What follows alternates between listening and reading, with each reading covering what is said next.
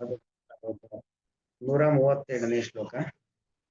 ಇತ್ತಂ ಶರತ್ ಪ್ರಾವೃಷಿಕಾವೃತೋ ಹರೇಃ ವಿಶೃಣ್ವತೋ main ಸವಂ ಯಶೋಮಲಂ ಸಂಕೀರ್ತ್ಯಮಾನಂ ಮುನಿಭಿರ್ಮಹಾತ್ಮಭಿಃ ಭಕ್ತಿ ಪ್ರವೃತ್ತಾತ್ಮರಜಸ್ತಮೋಪಃ. ಇತ್ತಂ ಶರತ್ ಪ್ರಾವೃಷಿಕಾವೃತಃ ಹರೇಃ ವಿಶೃಣ್ವತಃ ಮೇ ಅನುಸವಂ ಯಶಃ ಅಮಲಂ ಸಂಕೀರ್ತ್ಯಮಾನಂ ಮುನಿಭಿಃ ಮಹಾತ್ಮಭಿಃ ಭಕ್ತಿಃ ಪ್ರವೃತ್ತ ಆತ್ಮರಜಸ್ತಮೋಪಃ.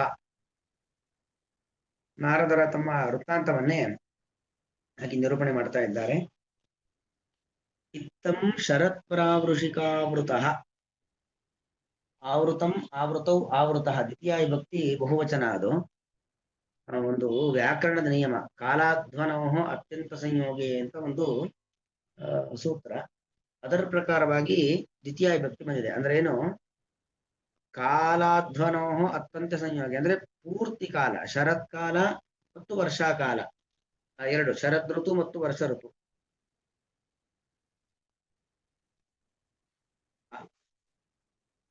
ಈ ಎರಡೂ ಋತುಗಳಿಂದ ಒಟ್ಟು 4 ತಿಂಗಳು. ಆಶ್ವಯುಜ, ಕಾರ್ತಿಕ, ಶರದ್ ಋತು ಮತ್ತು ವರ್ಷ ಋತು. ಹೀಗೆ 4 ತಿಂಗಳು ಅಂದ್ರೆ 2 ಋತುಗಳ ಕಾಲ. ಶರತ್ ಅಂದ್ರೆ ಶರತ್ ಋತು, ಪ್ರಾವೃಷಿಕ ಅಂದ್ರೆ ವರ್ಷ ಋತು, ಆವೃತ ಈ 2 ತಿಂಗಳ ಕಾಲ. ಇತ್ತಂ ಹರೇಹೇ ಅನುಸವಂ, ಹರೇಹೇ ವಿಶೃಣ್ವತಃ ಅನುಸವಂ ಅಂದ್ರೆ ಭಗವಂತನ ಆ ಒಂದು ಕಥೆಯನ್ನ ನಿರಂತರವಾಗಿ ಕೇಳಿಸ್ಕೊಳ್ತಾ ಇದ್ದಾನೆ. ಅನುಸವ ಅಂದ್ರೆ ಒಟ್ಟು 3 ಸವಗಳು: ಪ್ರಾತಃ ಸವನ, ಮಾಧ್ಯಂದಿನ ಸವನ, ಸಾಯಂ ಸವನ ಅಂತ. ಹೀಗೆ ನಿರಂತರವಾಗಿ 3 ಸವಗಳಲ್ಲೂ ಕೂಡ, ಪ್ರಾತಃ ಸವನ, ಮಾಧ್ಯಂದಿನ ಸವನ ಮತ್ತು ಸಾಯಂ ಸವನ, 3 ಸವಗಳಲ್ಲೂ ಕೂಡ ಹರೇಹೇ ಅಮಲಂ ಯಶಃ ವಿಶೃಣ್ವತಃ, ಭಗವಂತನ ಅಮಲಂ ಯಶಃ ಮಾಲಿನ್ಯರಹಿತವಾಗಿರತಕ್ಕಂತಹ ಭಗವಂತನ ಕೀರ್ತಿಯನ್ನು ಕೇಳಿಸಿಕೊಳ್ತಾ ನಾನು ನಿರಂತರವಾಗಿ ಅವರ ಸೇವೆಯನ್ನು ಮಾಡ್ತಾ ಇದ್ದೆ. ಮುನಿಭಿಹಿ ಮಹಾತ್ಮಭಿಹಿ ಸಂಕೀರ್ತ್ಯಮಾನಂ, ಮತ್ತು ಆ ಮಹಾತ್ಮರು ಮುನಿಗಳು ಭಗವಂತನ ನಾಮ ಸಂಕೀರ್ತನೆಯನ್ನು ಮಾಡ್ತಾ ಇದ್ರು, ನಿರಂತರವಾಗಿ ಹರಿಭಜನೆ ಮಾಡ್ತಾ ಇದ್ರು. ಅದೆಲ್ಲವನ್ನು ಕೂಡ ನಾನು ಕೇಳಿಸ್ಕೊಳ್ತಾ ಇದ್ದೆ. ಹೀಗಿರ್ಬೇಕಾದ್ರೆ ಒಂದು ಅವರ ಸೇವೆ ಮಾಡ್ತಾ ಇದ್ದೆ, ಮತ್ತು ಅವ್ರು ಹೇಳ್ತಕ್ಕಂಥ ಕಥೆಗಳನ್ನು ಕೇಳ್ತಾ ಇದ್ದೆ. ಅದರ ಜೊತೆಗೆ ಸಂಕೀರ್ತನೆಗಳನ್ನ ಅವರೇ ಮಾಡ್ತಾ ಭಗವಂತನ ಭಜನೆ ಇತ್ಯಾದಿಗಳನ್ನ ಮಾಡ್ತಾ ಇದ್ರು, ಅದನ್ನೂ ಕೇಳಿಸ್ಕೊಳ್ತಾ ಇದ್ದೆ. ಅದನ್ನೆಲ್ಲ ಮಾಡ್ತಾ ಇರ್ಬೇಕಾದ್ರೆ ಆತ್ಮರಜಸ್ತಮೋಪಹ ಭಕ್ತಿ ಪ್ರವೃತ್ತ.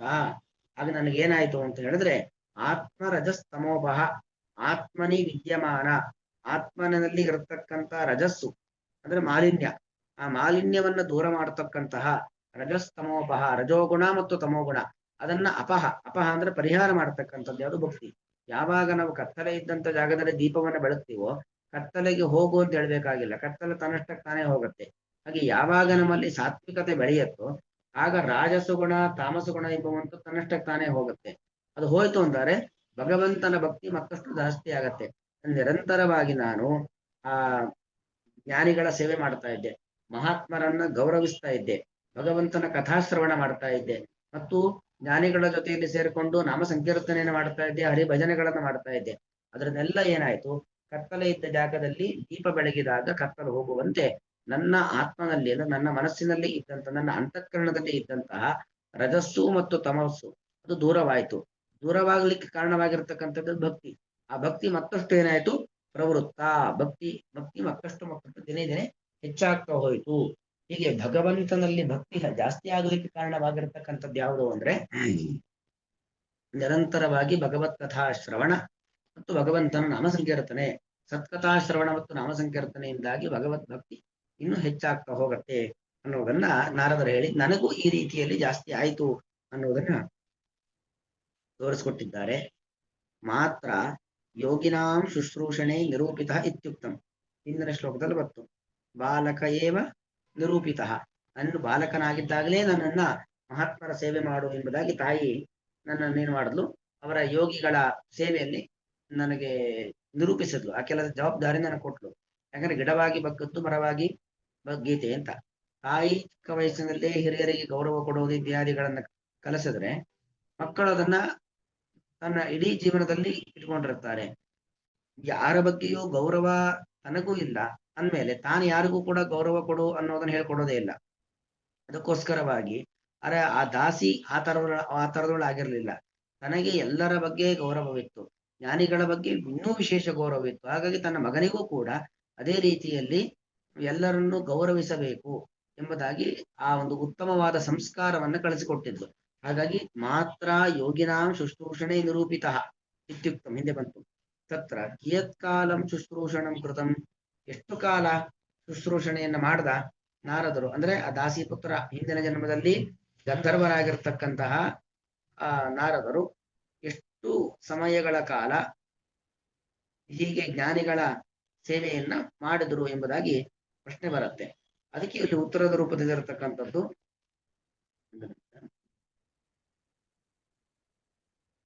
ಕಿಯತ್ಕಾಲಂ ಶುಶ್ರೂಷಣಂ ಕೃತಂ ಕಿಂಚ ತದಾ ಫಲಂ ಲಬ್ಧಂ, ಮತ್ತು ಆ ಸಂದರ್ಭದಲ್ಲಿ ಏನು ಫಲ ಬಂತು, ಏನ ಉತ್ತರತ್ರ ಬ್ರಹ್ಮಪುತ್ರತ ಲಬ್ಧ, ಯಾವುದರಿಂದ ಮುಂದೆ ಅವನು ಬ್ರಹ್ಮನ ಮಗನಾಗಿ ಹುಟ್ಟುತ್ತ.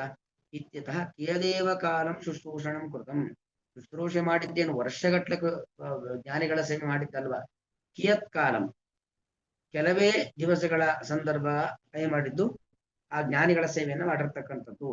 ತೇನಚ ಅದರಿಂದ ಏನಾಯ್ತು ಅಂತ ಹೇಳಿದ್ರೆ ಸಾಕ್ಷಾತ್ ಮೋಕ್ಷ ಸಾಧನ ಜ್ಞಾನಮೇವ ಲಬ್ಧಂ, ಅದರಿಂದ ಏನ್ ಪ್ರಯೋಜನ, ಸಾಕ್ಷಾತ್ ಮೋಕ್ಷಕ್ಕೆ ಸಾಧನವಾಗಿರತಕ್ಕಂತಹ ಜ್ಞಾನ ಎಂಬುದು ನನಗೆ ಪ್ರಾಪ್ತವಾಯಿತು. ಇತ್ಯಾಶಯನ ಸ್ವವೃತ್ತಂ ನಿಗಮಯತಿ ಇತ್ಯಾಹ. ಸ್ವವೃತ್ತಂ ತನ್ನ ವೃತ್ತವನ್ನು ತನ್ನ ಚರಿತ್ರೆಯನ್ನ ಇಲ್ಲಿ ಹೇಳ್ತಾ ಇದ್ದಾರೆ. ಇತ್ತಂ ಋತುದ್ವಯೇ ತತ್ರಾಪಿ ಅನುಸವಂ ಸಮನತ್ರಯೇಪಿ, ಅಂದ್ರೆ ನೋಡಿ ನಾನು ಹಾಗೆ ದ್ವಿತೀಯ ವಿಭಕ್ತಿಯಿಂದ ಹೇಳಿದೆ. ಶರತ್ ಪ್ರವೃತ್ತಿ ಪ್ರಾವೃಷಿಕಾವೃತ, ಶರತ್ ಪ್ರಾವೃಷಿಕಾವೃತ ಅಂದ್ರೆ ಪ್ರಾವೃಷಿಕಾವೃತಂ, ಅದು ಶರತ್ ಪ್ರಾವೃಷಿಕಾವೃತ್ ಶಬ್ದ. ಮರುತ್ ಮರತೋ ಮರುತಃ, ಮರುತಂ ಮರತೋ ಮರುತಃ ಇದ್ದಾಗೆ ಶರತ್ ಪ್ರಾವೃಷಿಕಾವೃತ ಅಂದ್ರೆ ಏನಾಗಿದೆ ದ್ವಿತೀಯ ವಿಭಕ್ತಿ. ಅಂದ್ರೆ ಇಡೀ 4 ತಿಂಗಳ ಕಾಲ ಎಡೆಬಿಡದೆ ಜ್ಞಾನಿಗಳ ಸೇವೆ ಮಾಡಿದೆ ಅನ್ನೋ ಅರ್ಥವನ್ನು ತೋರಿಸ್ಕೊಡ್ತಾ ಇರೋದಕ್ಕೆ ದ್ವಿತೀಯ ವಿಭಕ್ತಿ ಬಂದಿದೆ ಅಲ್ಲಿ. ಹಾಗೆ ಋತುತ್ವಯೇ 2 ತಿಂಗಳುಗಳ ಕಾಲ, ಅಂದ್ರೆ ಇದು ಎರಡು ಋತು ಅಂದ್ರೆ 4 ತಿಂಗಳು.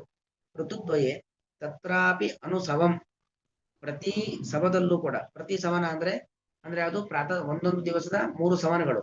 ಸವನತ್ರಯೇ ಪ್ರಾತಃ ಸವನ, ಮಧ್ಯಂದಿನ ಸವನ, ಸಾಯಂ ಸವನ, 3 ಸಂದರ್ಭಗಳಲ್ಲೂ ಜ್ಞಾನಿಗಳು ಮಾಡ್ತಕ್ಕಂಥ ಅನುಷ್ಠಾನ. ಆ ಸಂದರ್ಭದಲ್ಲಿ ತತ್ರಾಪಿ ಕ್ಷಣಕಾಲಂ ಅವಿಹಾಯ ಏವ, ಅಲ್ಲೂ ಕೂಡ ಒಂದೇ ಒಂದು ಕ್ಷಣವೂ ಕೂಡ ಬಿಡದೇನೆ ಅವಿಹಾಯ ಏವ ವಿಶೃಣ್ವತಃ ಮೇ, ವಿಶೇಷವಾಗಿ ಭಗವಂತನ ಕಥೆಯನ್ನು ಕೇಳತಕ್ಕಂಥ ನನಗೆ ರಜಸ್ತಮೋಪಹ, ರಜಸ್ತಮ ಕಾರ್ಯ ರಾಗದ್ವೇಷಾದಿ, ರಜಸ್ಸು ಮತ್ತು ತಮಸ್ಸು ಅದರ ಕಾರ್ಯ ಯಾವುದು, ರಾಗದ್ವೇಷಗಳು. ಕೆಲವರ ಬಗ್ಗೆ ವಿಪರೀತವಾಗಿರ್ತಕ್ಕಂಥ ರಾಗ, ಕೆಲವರ ಬಗ್ಗೆ ವಿಪರೀತವಾಗಿರ್ತಕ್ಕಂಥ ದ್ವೇಷ. ಈಗ ರಾಗದ್ವೇಷಾದಿಗಳ ದೋಷ ನಿರಸನೀ ಭಕ್ತಿ, ಆ ರಾಗ ಮತ್ತು ದ್ವೇಷವನ್ನು ದೂರ ಮಾಡತಕ್ಕಂತಹ ಭಗವಂತನ ಭಕ್ತಿ ಅದೇನಾಯ್ತು, ಪ್ರವೃತ್ತ ಅಂದ್ರೆ ಜಾಸ್ತಿ ಆಯ್ತು. ವಿಧಿತ್ವ ಗಮನ ಸಮಯೇ ಬ್ರಹ್ಮ ಉಪದೇಶ ಗತಾಹ, ನನಗೆ ಭಗವಂತನಲ್ಲಿ ಭಕ್ತಿ ಜಾಸ್ತಿ ಆಗಿದೆ ಅನ್ನೋದನ್ನ ಜ್ಞಾನಿಗಳು ತಿಳ್ಕೊಂಡೇನ್ ಮಾಡಿದ್ರು, ಅವರು ಚಾತುರ್ಮಾಸ್ಯವನ್ನ ಮುಗಿಸಿ ಹೊರಡ್ತಕ್ಕಂಥ ಸಂದರ್ಭ. ಆ ಸಂದರ್ಭದಲ್ಲಿ ಬ್ರಹ್ಮ ಉಪದೇಶಕತಃ, ಸುಮ್ಮನೆ ಹೋಗಿಲ್ಲ, ನನಗೆ ಅನುಗ್ರಹ ಮಾಡೋದ್ರು, ಭಗವಂತನ ಬಗ್ಗೆ ಉಪದೇಶವನ್ನು ಕೊಟ್ಟು ಅವಳಿಂದ ಹೊರಟರು. ತತಃ ಅಹಂ ಏಕದಾ ಏವ ತತ್ ಸಾಕ್ಷಾತ್ಕೃತ್ಯ ತತ್ ಸೇವಾಯಾಮೇವ ಅವಸ್ಥಿತಃ ಕಾಲಾಂತರೇ ಮೃತಃ ಬ್ರಹ್ಮಪುತ್ರ ಅಭವಂ. ತತಃ ಆಮೇಲೆ ಏನಾಯ್ತು, ಏಕದಾ ಏವ ಒಮ್ಮೆಗೆ ತತ್ ಸಾಕ್ಷಾತ್ಕೃತ್ಯ ಅವರ ಉಪದೇಶದಿಂದಾಗಿ ಭಗವಂತನ ಸಾಕ್ಷಾತ್ಕಾರವನ್ನ ಪಡೆದು ತತ್ ಸೇವಾಯಾಮೇವ ಅವಸ್ಥಿತಃ, ಆ ಭಗವದ್ ಭಕ್ತರ ಸೇವೆ ಮತ್ತು ಭಗವಂತನ ಸೇವೆ ಇದರಲ್ಲೇ ಇದ್ದವನಾಗಿ ಕಾಲಾಂತರೇ ಮೃತಃ, ಮತ್ತು ಹಾಗೆ ವಯಸ್ಸಾದ್ಮೇಲೆ ದೇಹ ನಾಶ ಆಗ್ಲೇಬೇಕು, ಮರಣವನ್ನು ಹೊಂದಿದವನಾಗಿ ಬ್ರಹ್ಮಪುತ್ರ ಅಭವಂ, ನಾನು ಕೊನೆಗೇನಾದೆ, ಬ್ರಹ್ಮಪುತ್ರನಾಗಿ ಬ್ರಹ್ಮನ ಮಗನಾಗಿ ನಾನು ಹುಟ್ಟಿದೆ. ಹೀಗೆ ಮೊದಲು ಗಂಧರ್ವನಾಗಿದ್ದೆ, ತದನಂತರದಲ್ಲಿ ದಾಸಿಪುತ್ರನಾದೆ, ತದನಂತರದಲ್ಲಿ ಚತುರ್ಮುಖ ಬ್ರಹ್ಮದೇವರ ಮಗನಾಗಿ ಇವತ್ತು ನಾರದನಾಗಿ ನಿಮ್ಮ ಮುಂದೆ ಇದ್ದೇನೆ ಎಂಬುದಾಗಿ ವೇದವ್ಯಾಸ ದೇವರ ಬಳಿ ಆ ನಾರದರು ಹೇಳ್ತಕ್ಕಂಥ ಮಾತು. ಇತ್ತಂ ಈ ರೀತಿಯಾಗಿ ಶರತ್ ಪ್ರಾವೃಷಿಕಾವೃತ, ಶರತ್ ಋತು ಮತ್ತು ವರ್ಷಾ ಋತು ಈ 2 ಋತುಗಳಲ್ಲಿ ಅಂದ್ರೆ ಈ 4 ತಿಂಗಳುಗಳಲ್ಲಿ ಹರೇಹೆ ಭಗವಂತನ ಅಮಲಂ ಅನುಸವಂ ಅನುಸಮಂ ಮೂರೂ ಸಮನದಲ್ಲೂ ಕೂಡ ಪ್ರಾತಃ ಸಮನ, ಮಾಧ್ಯಂಜನ ಸಮನ, ಸಾಯಂ ಸಮನ, ಈ ಮೂರೂ ಸಮನದಲ್ಲೂ ಕೂಡ ಮೂರೂ ಸಮನದಲ್ಲೂ ಕೂಡ ಹರೇ ಭಗವಂತನ ಅಮರಂಬಿಷಃ ನಿರ್ಮಲವಾದ ಕೀರ್ತಿಯನ್ನು ವಿಶುಣ್ವತಃ ಕೇಳುತ್ತಿರುವಂತಹ ಮೇ ನನಗೆ ಮತ್ತು ಮುನಿಬಿಹಿ ಮಹಾತ್ಮರಿಂದ ಮಹಾತ್ಮಭಿಹಿ ಮುನಿಬಿಹಿ ಮಹಾತ್ಮರಾದ ಮುನಿಗಳಿಂದ ಸಂಕೀರ್ತ್ಯಮಾನಂ ಸಂಕೀರ್ತನೆ ಮಾಡಲ್ಪಡುತ್ತಿರುವಂತ ಭಗವಂತನ ನಾಮವನ್ನ ಕೇಳಲ್ಪಡುತ್ತಿರುವಂತಹ ಮೇ ನನಗೆ ಆತ್ಮರಜಸ್ತಮೋಪಹ ಅಂತಃಕರಣದಲ್ಲಿ ಇರುವಂತಹ ರಾಜಸ ಮತ್ತು ತಾಮಸ ಗುಣವನ್ನು ಪರಿಹಾರ ಮಾಡಿಕೊಡುವಂತಹ ಭಕ್ತಿ ಎಂಬುವಂಥದ್ದು ಪ್ರವೃತ್ತ ಮತ್ತಷ್ಟು ಹೆಚ್ಚಾಯಿತು. ಮಹಾತ್ಮರ ಸೇವೆಯಿಂದಾಗಿ ಭಗವಂತನ ಭಕ್ತಿ ನನಗೆ ಜಾಸ್ತಿ ಆಯಿತು, ನನ್ನ ಅಂತಃಕರಣ ಶುದ್ಧವಾಯಿತು. ವಿಸೃಣ್ವತೋ ಮೇನು ಸವಂ ಯಶೋಮಲಂ ಸಂಕೀರ್ತ್ಯಮಾನಂ ಮುನಿಭಿರ್ಮಹಾತ್ಮಭಿಃ ಭಕ್ತಿ ಪ್ರವೃತ್ತಾತ್ಮರಜಸ್ತಮೋಪಹ. ಶ್ರೀಕೃಷ್ಣಾರ್ಪಣಮಸ್ತು.